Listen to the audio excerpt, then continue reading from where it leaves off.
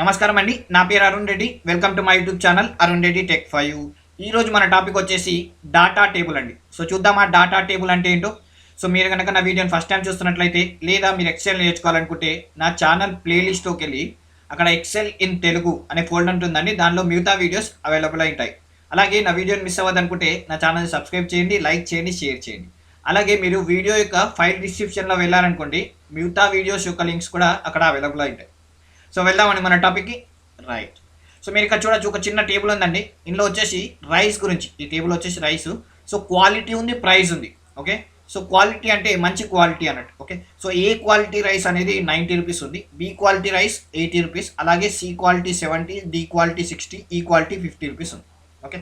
So ఇది quality, దాని యొక్క ప్రైస్ అండి rice.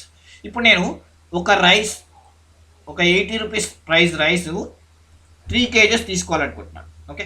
Quantity 3 kgs, price 80. Okay. So 80 అంటే ఆటోమేటిక్గా మనకి ఏమర్థమైంది, బి క్వాలిటీ అన్నట్టు. ఓకే. బి క్వాలిటీ రైస్ నేను 3 kgs కొనాలనుకుంటున్నాను. సో ఎంత ఎంత అవుతుంది నాకు ఖర్చు, అమౌంట్. సో ఎలా క్యాలిక్యులేట్ చేయాలా?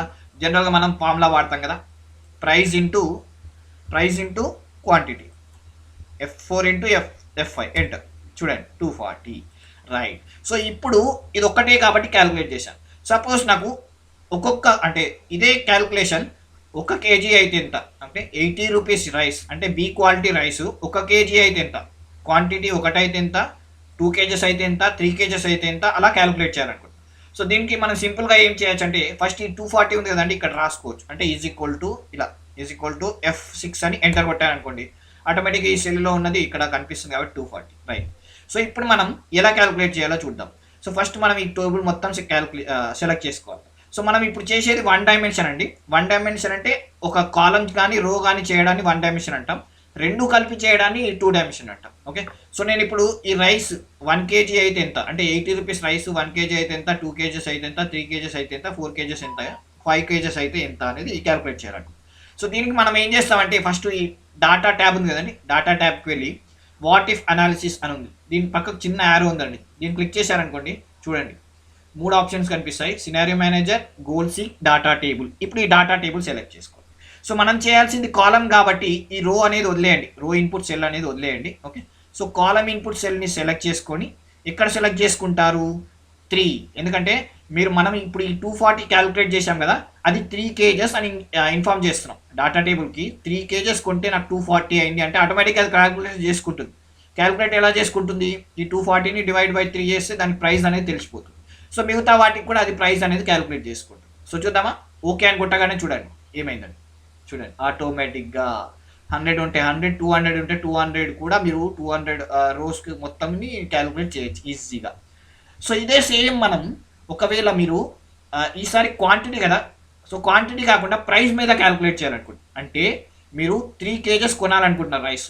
ఈ 3 kgs రైస్ ఏ క్వాలిటీ అయితే ఎంత అంటే 90 రూపీస్ అయితే ఎంత, 80 రూపీస్ కొంటే ఎంత అవుతుంది అమౌంట్, అలాగే 70 రూపీస్ అయితే ఎంత అవుతుంది, ఇలా 60, 50 కూడా చేయాలనుకుంటున్నారు. సో అప్పుడు ఏం చేస్తారు, మనం ఈసారి రో ఇన్పుట్ వాడతాం. సో చూద్దామా, మళ్ళీ ఈ టేబుల్ మొత్తం సెలెక్ట్ చేసుకుంటాం. దానికన్నా ముందు మనం ఇక్కడ ప్రైస్ మెన్షన్ చేయాలి కాబట్టి ఇక్కడ is equal to amount mention చేస్తాం. రైట్. సో ఇప్పుడు మళ్ళీ మొత్తం టేబుల్ సెలెక్ట్ చేసుకోవడం, డాటా ట్యాబ్లోకి వెళ్ళి వాట్ ఇఫ్ అనాలిసిస్కి వెళ్ళి డాటా టేబుల్. ఇందులో ఈసారి మనం రో ఇన్పుట్ చూడండి, కాలం ఇన్పుట్ వదిలేస్తున్నాం. రో ఇన్పుట్లో మనం రోస్ ఏమున్నాయి, రోస్ మనం క్యాలిక్యులేట్ చేసేది ఈసారి ప్రైస్ కాబట్టి ప్రైస్ని సెలెక్ట్ చేసుకుంటున్నాం. ఓకే అని కొడతాను. చూడండి, వావ్ సూపర్. సో చూడండి 90 రూపీస్ అదే క్యాలిక్యులేట్ చేసుకుంది. నేనేం చెప్పలేదు, మనం ఏం చెప్పాము, ఈ 240 రూపీస్ ప్రైస్ మెన్షన్ చేసాం, ఏ క్వాలిటీ రైస్ కొన్నామని చెప్పాము అంతే. సో ఆటోమేటిక్గా అది 90 రూపీస్ రైస్ అయితే 3 kgsకి ఎంత, 80 రూపీస్ రైస్ అయితే 3 kgsకి ఎంత, అలా ఆటోమేటిక్గా క్యాలిక్యులేట్ చేస్తుంది. సపోజ్ మీకు అలా రెండు క్యాలిక్యులేట్ చేయాలనుకుంటున్నాం. సపోజ్ మీరు ఇక్కడ చూడొచ్చు, ఇక్కడ క్వాలిటీ ఉంది, ఇక్కడ ప్రైస్ ఉంది. సో 1 kgకి 50 రూపీస్ కొంటే ఎంత, అలాగే 2 kgలకు 60 రూపీస్. ఇది అంటే మనం ఈసారి క్వాంటిటీ క్యాలిక్యులేట్ చేయాలనుకుంటాం, అలాగే ప్రైస్ కూడా క్యాలిక్యులేట్ చేయాలి.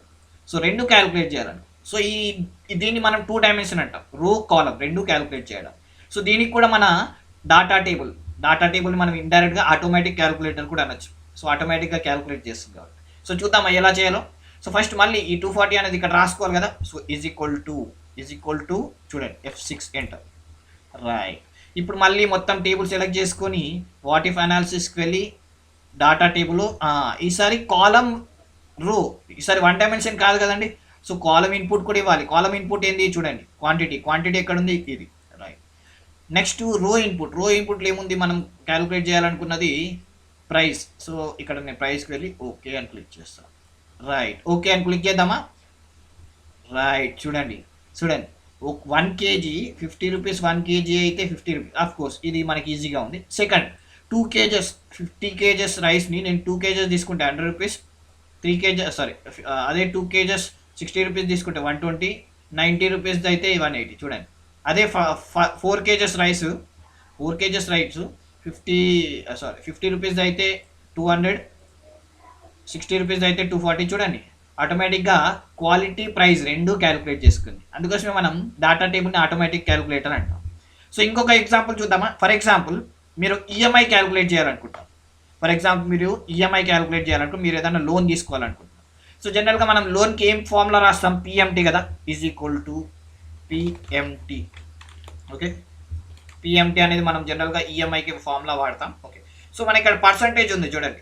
ఓకే, సో పర్సంటేజ్ అనేది ఫస్ట్ రేట్ అడుగుతుంది కదా. ఈ రేట్ అనేది మనకి ఇయర్లీ కాబట్టి నేను 12 months క్యాలిక్యులేట్ చేయాలి కాబట్టి మనం బై 12 అని రాసుకుంటాను. కామా నెక్స్ట్ ఏంటి, ఎన్ని మంత్స్ క్యాలిక్యులేట్ చేయాలనుకుంటున్నాం, ఎందుకంటే మనం ఈ ఆల్రెడీ ఇంట్రెస్ట్ని మనం మంత్స్లో చేసాం డివైడెడ్ బై 2. సో ఎన్ని మంత్స్, 24 months. అలాగే ఎంత అమౌంట్ అనేది ఎంత, దీన్ని మనం మైనస్లో పెట్టారండి, -C2. Okay, bracket close enter. చూడండి ఎంత వచ్చింది, ఇక్కడ మనకు డాలర్లో చూపిస్తుంది. ఓకే, సో జనరల్గా మనం దీన్ని రూపీస్లో కూడా అజ్యూమ్ చేయొచ్చు. ఓకే, సో ఏమని చెప్తుంది, 4,520 రూపీస్ 73 పైస్. ఇప్పుడు మనం నేను 10 lakhs లోన్ కదండి ఇది. ఓకే, ఇదే 10 lakhs లోను నేను 12 months అయితే ఎంత కట్టాలి, 20 lakhs లోన్ 12 months అయితే ఎంత కట్టాలి, 30 lakhs లోన్ 12 months అయితే ఎంత కట్టాలి. అలాగే ఇదే 10 lakhs లోన్ నేను 12 months ఎంత కట్టాలి, 24 months అయితే ఎలా కట్టాలి, 36 months అయితే ఎంత కట్టాలి, 48 months అయితే ఎలా కట్టాలి, 60. ఇదంతా క్యాలిక్యులేట్ చేయడం చాలా కష్టం కదండి, కానీ డాటా టేబుల్ సింపుల్గా చేస్తుంది. సో చూద్దామా.